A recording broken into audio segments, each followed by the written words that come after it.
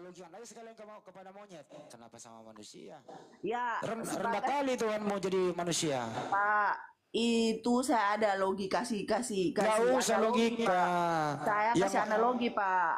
yang mati itu di tiang salib manusia atau Tuhan? Ayo. Apa dari tadi bicara saya nggak dikasih bicara, giliran saya tanya Lah Bapak kau, nggak lah jawab, kau Bapak panjang dari tadi sekali. nanya mulu. Yang Saya mati kasih itu analogi Pak. nggak usah analogi, langsung Yang jawab. mati, Yang mati di tiang salib manusia atau Tuhan? Ayo jawab. yang jadi mayat itu manusia Pak. Manusia, baik. Tuhannya. Udah cukup, Gelar Tuhannya tidak akan cukup. Cukup yang mati manusia. Yang hidup kembali menjadi Tuhan, Tuhan atau manusia? Jawab. Yang mati manusia, pertanyaannya. Yang hidup menjadi Tuhan, manusia atau Tuhan menjadi Tuhan? Jawab. dia hidup pada saat setelah mati apa gimana? Apa sebelum mati? Saya ulang ya. Bapak. Dengerin dulu. Makanya Ibu dengar bahasa Indonesia. Ibu muter-muter. Bapak yang muter Pak. Yang mati adalah manusia. Dia. Yang hidup menjadi Tuhan manusia atau Tuhan yang menjadi Tuhan? Tuhan lah. Dia bangkit pada hari ketiga itu jadi Tuhan Pak. Dia Tuhan selama-lamanya dari awal dan akhir, Alfa dan Omega. Yang menjadi Tuhan di Roma 14 apa? Dia sendirilah. Apa itu? Manusia atau Tuhan? Bapak dari tadi ngomong muter-muter mulu itu Tuhan Baca Pak. lagi ya. Bukan Saya manusia baca. atau Tuhan. Saya baca lagi ya. Lah Menurut itu kan Ibu, dia- diam dulu Bu, saya baca lagi. Menurut Ibu, yang mati adalah manusia. Ibu tadi mengatakan tidak ada manusia yang menjadi Tuhan. Tapi menurut data, jangankan manusia Bu, mantan mayat jadi Tuhan. Saya baca datanya. Sebab untuk itulah Kristus telah mati dan hidup kembali supaya ia menjadi Tuhan. Jadi syarat Yesus menjadi Tuhan harus mati dulu menjadi mayat, baru Astaga, hidup Bapak ini menjadi nggak ngerti, Tuhan. Pak. Ngerti nggak sih? Kita kembali ke awal ya. Nah, baca dulu Roma 14:9, Yesus. baca. Ya, Pak. Baca dulu. Kita sebelum ke Roma ini dulu. Baca aja dulu Roma 14:9, nggak usah diputar. Baca aja dulu. Yang muter. Kita sebelum ke Roma ini ada dulu lah yang kita bahas. Ya baca aja ini dulu langsung poinnya di sini. Kenapa Ibu poinnya malu apa? membaca? Itu Iya, mantan poinnya saya itu. baca. Oke, Ya saya silakan. baca. Ya silakan. Sebab untuk itulah Kristus telah mati dan hidup. Dia datang ke dunia untuk mati, Pak. Hidup kembali. Terus baca Ya, dulu hidup semua. kembali. Ya. Baca dulu. Baca dulu. Dan hidup kembali. Siapa yang mati yang bisa hidup, Pak? Nah, terus menjadi apa dia? Sekarang saya tanya, siapa yang punya kuasa di Iya, Muslim udah. yang mati terus hidup lagi? Iya, Siapa? siapa yang Nggak mati itu? ada, Pak. Siapa yang mati itu?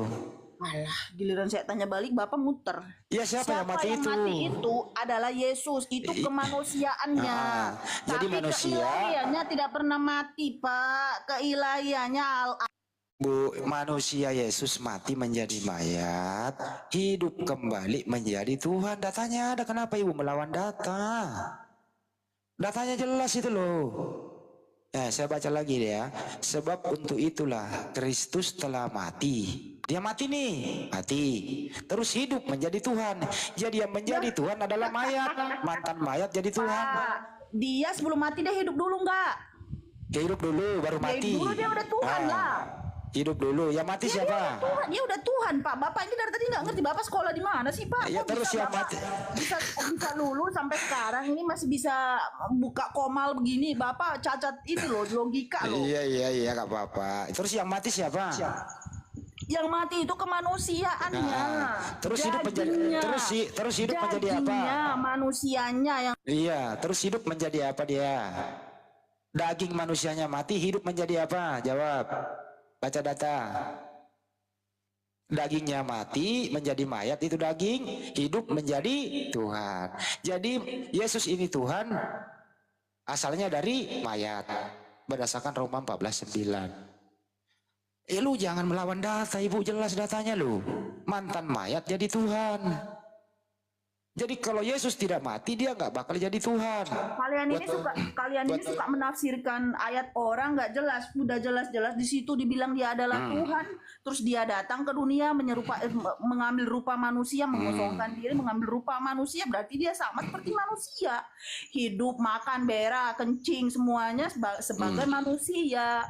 Terus Karena mati. yang mau ditebus, karena yang mau Enggak menjawab penebusan. Kita enggak membahas penebusan. ya, terus dia mati itu Sekarang kemanusiaannya Pak. sekarang ini mantan mayat. Akui dulu Bu, Yesus mati, hidup menjadi Tuhan. Sekarang oke, saya tanya, mantan mayat Islam, mantan mayat Nabi siapa yang di Islam yang bangkit kembali? Sekarang saya tanya. Kita nggak berbicara Nabi, Ya, berbicara Tuhan. Nabi. Sekarang saya mirroring, Bapak nggak terima. Oke, sekarang kita berbicara Nabi. Boleh pindah ke Nabi? Lah Yesus itu adalah Nabi Tuhan, Guru. Buset, Nabi juga Tuhan juga. Dari mana Yesus Nabi Tuhan? Banyak dia gelar. Dia adalah terang, dia adalah guru, adalah nabi, dia alfa dan omega. Dia ada pokoknya yang bagus-bagus dia, karena dia yang punya kuasa di dunia ini. Kalau dia yang terkutuk, menciptakan. Kalau terkutuk bukan dia. Dia datang karena manusia udah terkutuk, Pak. Makanya dia datang mengikuti disalibkan untuk mengikuti tradisi orang Israel pada saat itu. Kalau Galatia 3:13 siapa yang kutuk Yesus? Tuhan kok terkutuk? Ayo, Kristus telah menebus kita dari kutuk hukum Taurat dengan menjadi kutuk karena kita. Terkutuk Yesus digantung di tiang salib. Tuhan kok terkutuk? Saya tanya ibu, siapa yang kutuk Yesus? Jawab. Ayo, ayo, nangis, nangis. Iya, menangis apa? Bapak mute saya dari tadi. Saya Bapak mute mulu. Nah, terus siapa yang ngutuk Yesus, Bu? Siapa yang ngutuk? Iya, dia datang memang untuk begitu, Pak. Karena saya nggak nanya. Ini lain ditanya. Kau lain ditanya, lain dijawab. Siapa yang mengutuk Yesus? Jawab. Pak, nggak ada yang mengutuk Yesus. Mana? Coba mana mengutuk Yesus, mana buka ayatnya? Baca Roma 3, baca Galatia 3:13. Dia datang untuk menggantikan kutuk atas manusia, Pak. Baca Galatia 3 nomor 13. Baca. Mana? Baca. Kamu belum baca data, kau udah nyeleneh kemana-mana. Itu dari tadi, Pak. Saya lihat orang pada bahas itu mulu. Iya udah baca Galatia, baca dulu, jangan banyak ngomong, baca aja. Galatia 3:13. Siapa yang mengutuk Yesus? Mana Galatia? Baca. Udah jelas tadi ya, mantan mayat jadi Tuhan. Sekarang siapa yang mengutuk Yesus? Mantan mayat jadi Tuhan. Itu yang mantan mayat itu manusia, Pak. Tuhannya mah nggak mati. Tuhannya mas awal dan akhir. Udah baca aja dulu, Bu. Orang dia mati jadi Tuhan kok. Hidup menjadi Tuhan. Dia mati. Udah jadi Tuhan. Itu konfirmasi. Cari aja dulu Galatia 13, ya cari. Sambil lu cari saya baca ya Roma 14:9 ya. Pak, Galatia nggak ada 13, Pak. Galatia cuma sampai batas 5.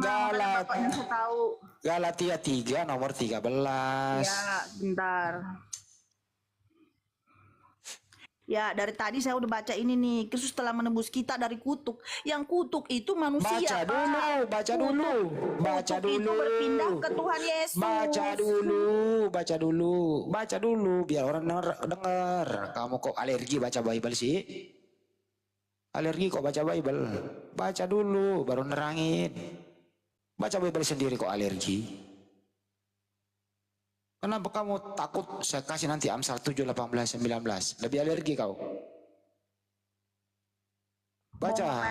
Mau ngapain lagi diulang-ulang, Pak? Orang saya udah tahu. Iya, baca dulu.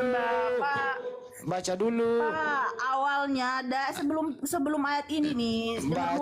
Baca dulu. Masa membaca aja nggak mau? Alah, Pak, saya dari tadi udah baca, Pak, itu baca dulu, saya mau dengerin. Itu ayat. Baca. Kalau nggak mau baca saya yang baca nih. Bible sendiri kok alergi membaca Bible. Kutuk dulu yang dibahas, Pak. Sebelum saya jawab kutuk itu pada saat tradisi orang Israel, Pak, yang tergantung di kayu salib, itu disebutnya orang-orang terkutuk.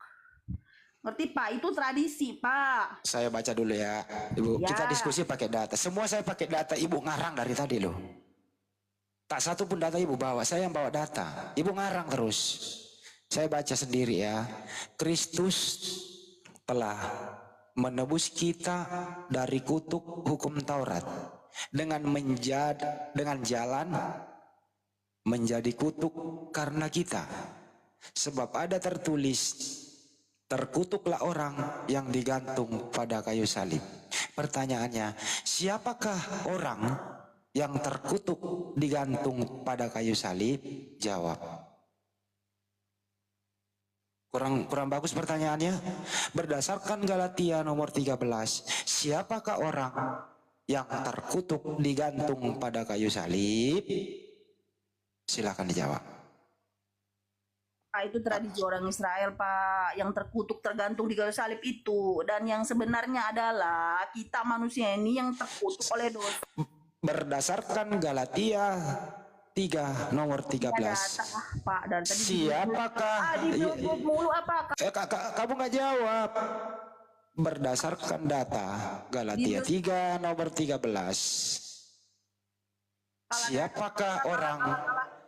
Siapakah orang yang terkutuk digantung di tiang salib?